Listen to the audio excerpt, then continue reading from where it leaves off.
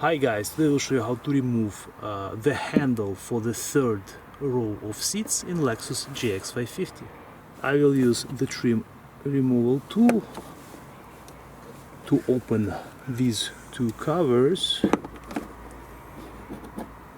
and underneath you will see two bolts. We'll use 10mm socket to unscrew them.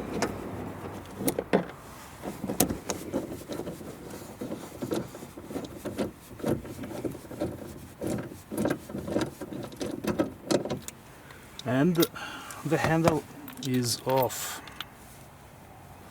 This is how the bolt looks like, and this is the handle.